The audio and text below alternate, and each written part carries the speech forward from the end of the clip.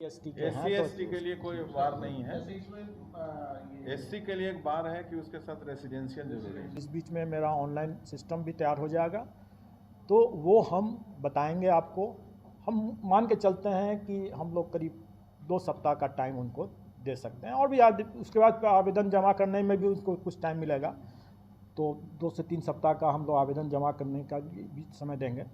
कहने का ये मतलब है कि वो भी अपना कमर कस करके तैयारी भी करें, पढ़ाई भी करें, और अपने जितने प्रमाण पत्र हैं उसकी व्यवस्था भी कर लें। हर तरह की वो परीक्षा में वो दे सकते हैं, बशर्ते कि वो परीक्षा आयोजित तो हो।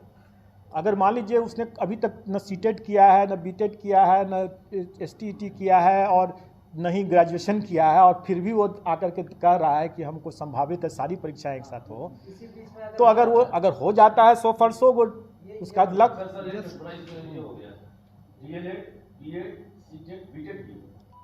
मैंने फिर से मैं बता रहा हूं कि कोई भी परीक्षा अगर उसकी संभावित है तभी ना वो उसको उपयोग कर सकेगा, अगर संभावित ही नहीं है तो उसका उपयोग नहीं कर सकेगा।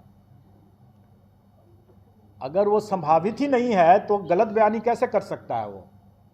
अब ये कहेंगे कि अगले साल वो परीक्षा होने वाली है तो उसका दावा आज ही कर लें, वो गलत बात हो जाएगी और वो दावा नहीं कर सकेंगे, और वैसा अगर गलत करते हैं तो फिर वो अपना चांस गंवाएंगे ही नहीं, बल्कि आगे के लिए डिबार भी हो जाएंगे।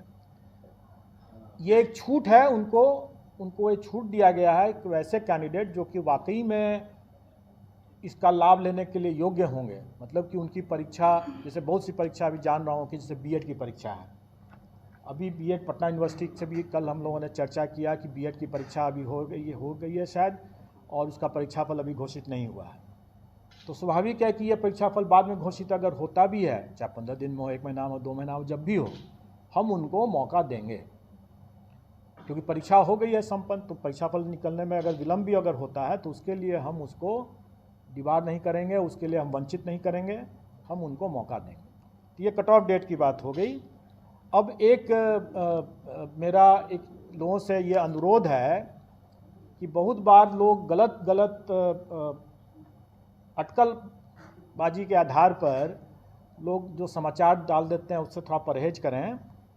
और एक बड़ा मामला आ रहा है जिसमें लोग ये प्रचारित कर रहे हैं कि जब आयोग आज तक मात्र साल में या इतने वर्षों में कुछ ही हजार नियुक्तियां जब कर पाई हैं, तो यह आयोग 1,70,000 नियुक्ति करने में 5 वर्ष से 10 वर्ष और कुछ कितने वर्ष लगाएंगे लोग।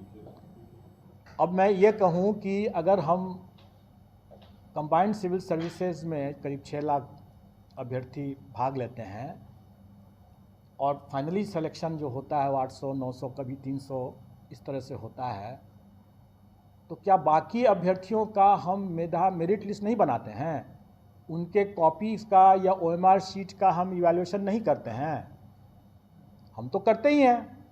हमको अगर 6 लाख लोगों का अगर परीक्षा देगा तो सभी 6 लाख लोगों का हमको ओएमआर शीट का इवैल्यूएशन तो करना ही है। अब वैकेंसी जितना रहेगा हम उतना पास ऑन कर देंगे। हम तो सभी 6 लाख का करते ही हैं ना, उसके लिए हम 5 साल तो नहीं लेते हैं।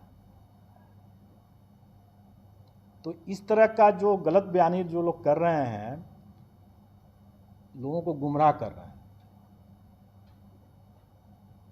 और अगर आप लोग भी अगर वैसा साथ देते हैं तो आप लोग भी उसके हाथ की कठपुतली बनते हैं। तो आप समझ लें कि हास्यास्पद स्थिति है कि नहीं है। क्या वो इससे तो यही पता चलता है कि ऐसे बोलने वाले लोग और ऐसे कुतर्क देने वाले लोग जो हैं वो पब्लिक को क्या समझते हैं, महाबेवकूफ़ समझते हैं।